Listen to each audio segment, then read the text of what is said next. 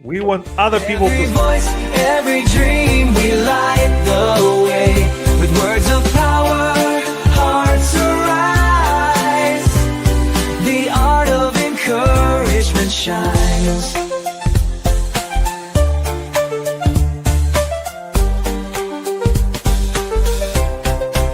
So leaning close, the journey starts. A moment of truth, a shift in heart. Together we rise, together we stand. With courage and love, we change the land. Bringing hope, inspiring change. Every voice, every dream, we light the way. With words of power. Hey, Mark, how's it going? Hey, Nick, welcome. Good to see you. Good to see everyone. It's Happy Friday. Is it Friday already? The It end of is the February. Friday. I am Yeah, so glad it's Friday. you Yes, you have had a busy week. You had a lot of things going on and happening. I did. It has been a busy week. Had a few health complications along the way again this week, but it's also been a week to celebrate. But tonight, I have an open house party at my new home and am really looking forward to welcoming, I think about 45 people or so have RSVP'd, and we're going to have a nice time. And I'm gonna stream it here on the different platforms so everybody can join us, because I want everybody to be included, and people like you over, across the world. I know that you can't be here, but you can be here in spirit and visually. I love it. I love it. So it's a new place. It's a new home. This is new. This is something I didn't Yeah, know. yeah, it is. I was able, long story short, my doctors, because of the blood clots I've been having with the antiphospholipid disorder, they said either move or get a different job.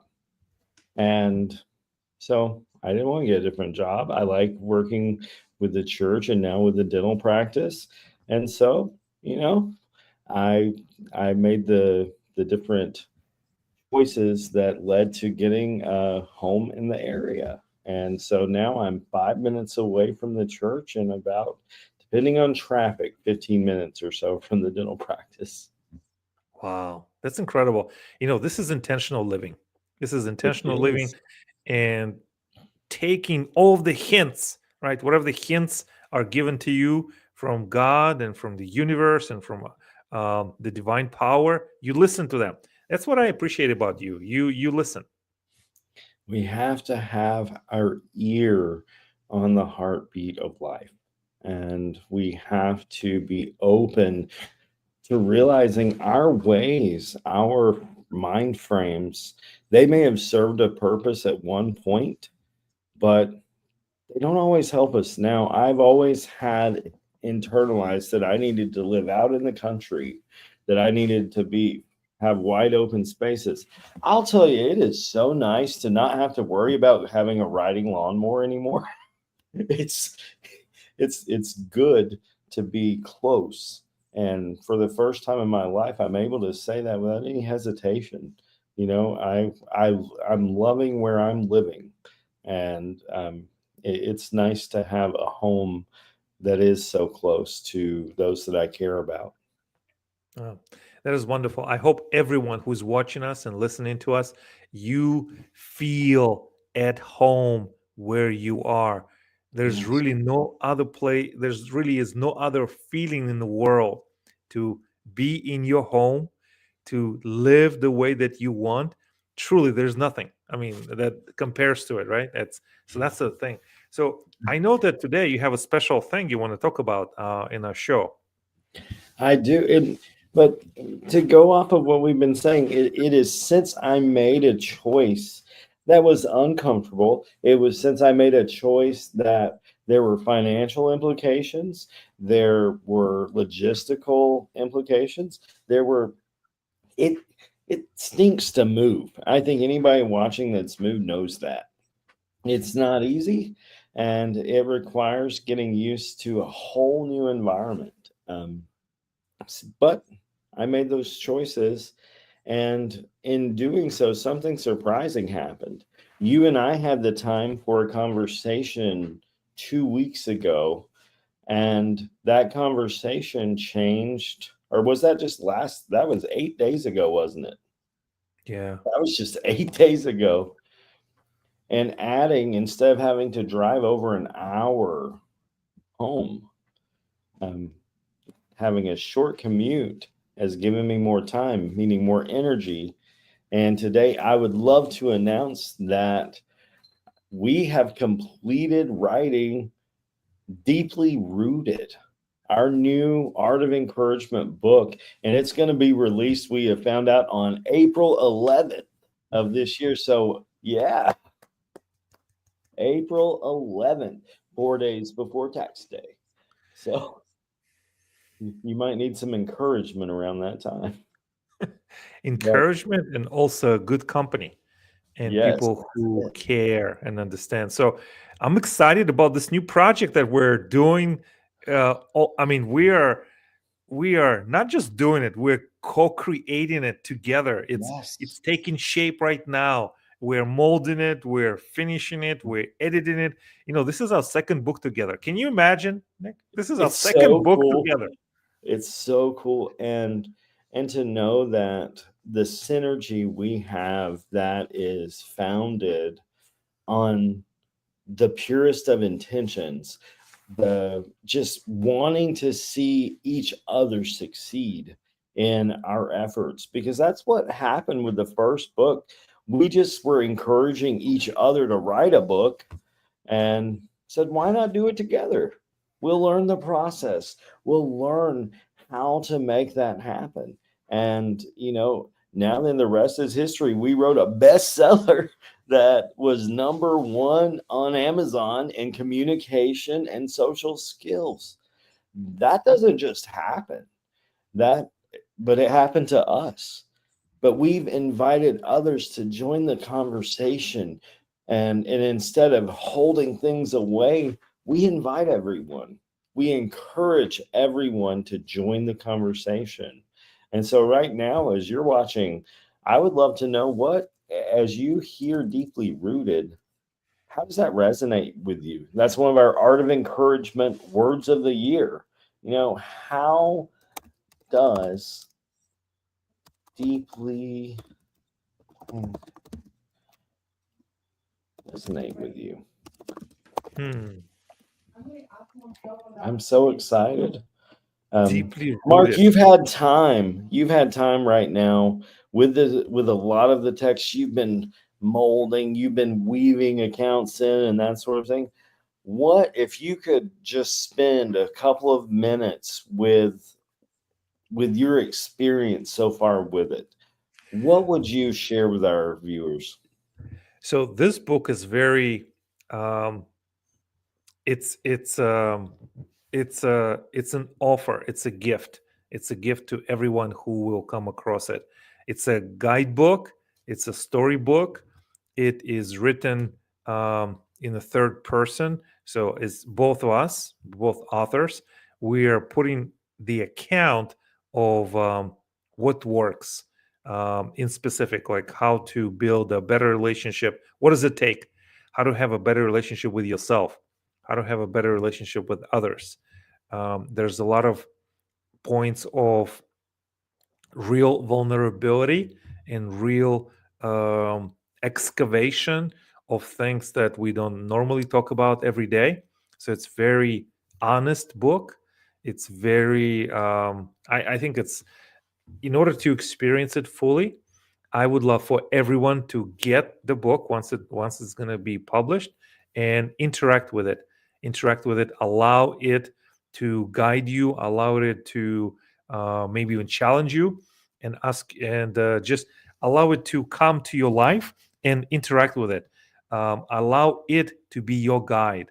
I think you'll find a lot of wisdom there, because this book that we're doing, it is a labor of love, number one. It also, we are very careful to only give you information that is helpful, not some information that is not helpful. So it's very genuine, it's very real. and it's very practical. So our hope is that once it is going to be published on April 11th, you'll get a copy for yourself, and we cannot wait to share it with everyone. So it's I think it's going to be a great another great production from both of us. So I'm excited about it, and I'm hoping that everyone will join us. And if you've been thinking about writing a book for yourself, ask us how we're doing it, how we have done it, and how we can do it together in the future. It's an exciting when you write a book, you may feel overwhelmed, like, oh, I don't know where to start. How do I structure it? How do I edit it? How do I put it together? I don't. I mean, people don't. Do people still read nowadays? That's the questions you will ask. But this process will put you in a position that you will have to refine your thinking, organize your thinking, and it's a discipline, but it's a discipline based out of love. It it really is. And if I could just share, typically we're sharing about other people and their stories and that kind of thing. And although I'm not going to give any secrets away today, I want to say that this process of writing um, was deeply healing for me. It took me to places I haven't been in years. It took me to emotions that I remember feeling years ago. And as I intersected with my past, meeting my present, it just really, really reinforced the fact that so many people in my life have been encouragers. Moreover, and this was kind of the revelation, the paradigm shift that I had. It's that their encouragement, those encouragers are still living, although they may have passed on. They're still living today because of the impact they had on my life. And that was such a powerful, powerful revelation. It's been a paradigm shift. And as I've talked with a few people that came to my mind with different points, and I was sharing with them about the project. I told them about how amazing Mark is. And I also told them about how you all responded to our first book and how many of you found it to be a source of hope and as a resilience point. This one goes much deeper. And that's why we're calling it deeply planted, um, a path to a life of legacy. Because those folks, they were able to make such an impact on my life that years later I remember verbatim conversations that were had. Years later, I remember being, in a chair looking out a window. I remember those points of impact they had that shaped and changed the direction of my life. And that's what legacy is.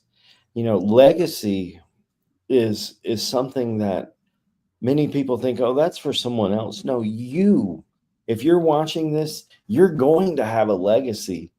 And if you're on autopilot in life, if you're not intentional with each day, you're missing out on getting to write your own legacy. Mark just talked about writing books. Some of the folks that we have highlighted here have reached out to us already and said, this is an immediate goal of mine. Will you help me? And absolutely. We said yes, because this isn't for us to keep over here, how big's the cover got to be? How No, no, no. We want to help you. We want to journey with you, and we want you to get what's on your heart out into the world. But and this is, and I'm going to defer back to you in a second here, but I will say this, and you've never heard me say this type of thing in the past, but this is the most divinely inspired I have ever felt in my life, in my musical compositions, in my artistic pursuits, in my academic pursuits. Nothing has ever had more of a, a stressed importance and a call that would not be silenced until the last word was typed for my part until now. I know Handel wrote the Messiah in a matter of days, and I always scoffed at that. This is the first time this has ever happened to me, where because of a conversation Mark and I had last Thursday, 8 days ago, I had, and I wasn't, when we talked, there was no mention of a book at that point. Not, but he sees something and in his revelation that we have gotten to where we are celebrating when other people fall, when other people fail. We almost enjoy hearing someone's failures, and we doubt and we second guess everyone around us in the news, in our families, in our workplaces, and we have become a negative society. Is that the legacy we want to leave for our children? Is that the legacy that we want to leave for ourselves? Not this guy. Mark, I've said enough there. Wow, this is great. This is um, it's interesting. When you have a call to do something, you got to do it, and the time is now. The time is now, and I'm so glad that I get to do this with you, my friend. Um, Absolutely. I'm excited. I'm excited. I want to get this book out, but we're just doing through the editing and the final compilations. We want to make sure the product is top notch, and it's a good experience when you have the book in front of you. It's a good experience for you. It flows well. It's well organized. Every time you open up a book from us, you know it's going to be a great experience. So that's what we're going for.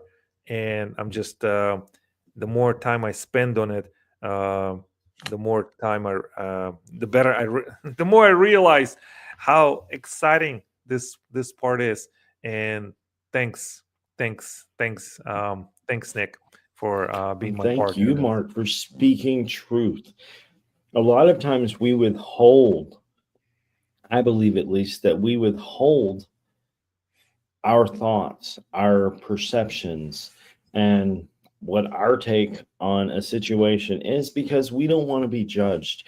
We don't want to be vulnerable in those points. But Mark did that with me because we have that kind of friendship. And here's the thing, I was being an ostrich. Have you ever heard me use that term before? No, it's first time. That means that my butt was in the air and my head was down and in the sand. I was ostriching this. You know, I wasn't looking around me. And I think that that's what's happening to most people. It's not a conscious decision to overlook people, to respond without compassion. It's because we have so much stress on us.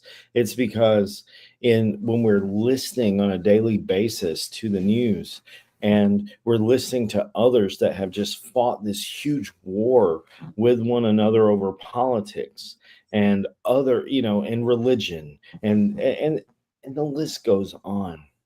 At the end of the day, we are celebrating more and reveling more in our differences than what unites us and brings us together. And shame on us for being those people who have to be right, or those people who just want to marginalize everyone.